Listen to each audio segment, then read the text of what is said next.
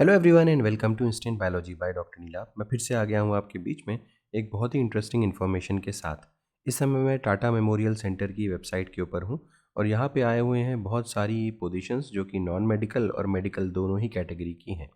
अगर आपने यूजी किया हुआ है या पीजी किया हुआ है अलग अलग डिसिप्लिन्स में, इसमें लाइफ साइंस वगैरह भी है, फिजिक्स वगैरह भी है, बायोलॉजी भी है।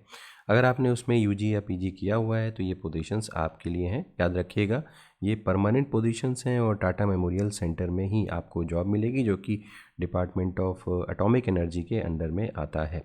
तो अगर आप भी परमानेंट पोजीशंस में इंटरेस्टेड हैं और उसकी तैयारी कर रहे हैं तो ये वीडियो लास्ट तक ज़रूर देखिएगा। आपसे एक रिक्वेस्ट है कि अगर आपको चैनल पे दिया जाने वाला कंटेंट पसंद आता है तो वीडियो को ज़रूर लाइक कर दिया करिए और चैनल को ज़रूर सब्सक्राइब कर दिया करिए। इन वीडियोस को बनाने में और ये इन्फॉर्मेशन इकट्ठा करने में बहुत लोगों की हेल्प लगती है। अगर आप ऐसा करेंगे तो हमें और मोटिवेशन मिलेगा ताकि हम और बेहतर कंटेंट आपके लिए लाते रहें। तो सबसे पहले तो ये लिंक देख लीजिए, ये लिंक डिस्क्रिप्शन सेक्शन में आपको मिल जाएगा और उसके बाद यहाँ पे कैरियर्स वाले ऑप्शन में आपको आना है। जैसे ही कैरियर्स के ऑप्शन पे क्लिक करेंगे आप एक नए पेज पे रिडायरेक्ट हो जाएंगे और इस पेज पे जो भी जॉब अपॉर्चुनिटीज़ अवेलेबल होंगी वो आ जाएंगी। ये पोजीशन आई हुई है 19/2/2026 को, इसके बारे में बात करने जा रहा हूँ। लास्ट डेट 20 तारीख है तो अभी भी आपके पास अच्छा खासा टाइम है। और जैसे ही आप व्यू पे क्लिक करेंगे आप एक नए पेज पे रिडायरेक्ट हो जाएंगे। यहाँ पे ये देख सकते हैं। तो सबसे पहले तो एडवर्टीज़मेंट नंबर देखिए, TMC वाइजैग AD01/2026, क्योंकि ये टाटा मेमोरियल सेंटर जो वाइजैग में है, विशाखापट्टनम में है, वहाँ पे पोजीशंस ये आई हुई हैं। अब इसमें नीचे आप स्क्रॉल करते हुए एंड डेट यहाँ पे देख लीजिएगा, 20/3/2026 इसकी एंड डेट है। स्टार्ट डेट जो है वो 19/2/2026 है। परमानेंट जॉब टाइप है।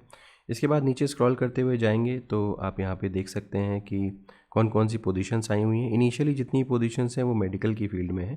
कंसल्टेंट रेडियो डायग्नोसिस में, कंसल्टेंट सर्जिकल ऑन्कोलॉजी में, गायनेकोलॉजी में, मेडिकल गैस्ट्रोएंटरोलॉजी में, न्यूक्लियर मेडिसिन में, मेडिकल ऑन्कोलॉजी में, एनेस्थीसियोलॉजी में और जनरल मेडिसिन में। उसके बाद 9th से जो पोजीशंस आई, पोजीशंस लिखी हुई जैसे मेडिकल फिजिसिस्ट लिखा हुआ है, ये लेवल 11 की सैलरी मिलेगी 15,600 से 39,100 तक।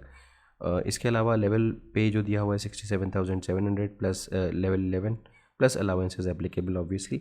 अब यहाँ पे एजुकेशनल क्वालिफिकेशन देखिए, MSc फिजिक्स मांग रहे हैं तो यहाँ पे मेडिकल वाली क्वालिफिकेशन नहीं है। MSc physics and diploma in radiology physics, ठीक है। एसेंशियल एक्सपीरियंस यहाँ पे 5 साल का मांगा जा रहा है।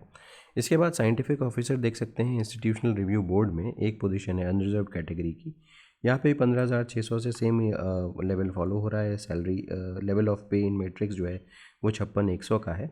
35 साल अपर एज लिमिट है और post graduate degree in clinical research with minimum 50% marks, या फिर आपके पास लाइफ साइंस या फार्मेसी वगैरह में आपके पास डिग्री हो तो आप अप्लाई कर सकते हैं। एसेंशियल एक्सपीरियंस यहाँ पे 3 साल का है। TMC में ज़्यादातर पोजीशंस में एक्सपीरियंस मांगते हैं तो यहाँ पे एक्सपीरियंस मांगा जा रहा है।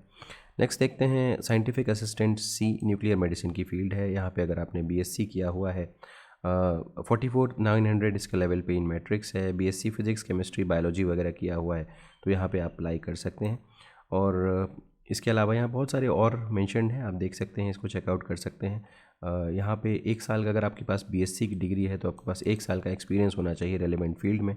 और बाकी आप चेकआउट कर सकते हैं। यहाँ पे MSc वगैरह के लिए भी एलिजिबिलिटी है। नेक्स्ट आ जाते हैं scientific assistant B radiation oncology की फील्ड है। एक पोजीशन है EWS के लिए। 35,400 लेवल ऑफ पे मैट्रिक्स है और BSc इन फिजिक्स अगर आपकी की हुई है तो आप यहाँ पे अप्लाई कर सकते हैं। एंड पोस्ट ग्रेजुएट डिप्लोमा भी होना चाहिए यहाँ पे। यहाँ पे एक्सपीरियंस नहीं मांगा हुआ है और यहाँ BSc इन रेडियोथेरेपी टेक्नोलॉजी मांगा जा रहा है। 3 से 4 ईयर का course from a recognised institute, university approve by ARB। Essential experience यहाँ पे मांगा गया है, BSc के लिए ये है और रेडियोथेरेपी के लिए ये है। नेक्स्ट है साइंटिफिक असिस्टेंट B, माइक्रोबायोलॉजी की पोजीशन है SC कैटेगरी के लिए और 35,400 लेवल ऑफ पे है। एजुकेशनल क्वालिफिकेशन में देखें तो BSc इन माइक्रोबायोलॉजी या बायोटेक्नोलॉजी विद मिनिमम 50% मार्क्स है और BSc in medical laboratory technology with 50% marks. Essential experience की बात करें तो 1 साल का experience institutional clinical microbiology department में होना चाहिए आपका। और BSc MLT है अगर तो 2 साल का एक्सपीरियंस होना चाहिए सेम एरिया में।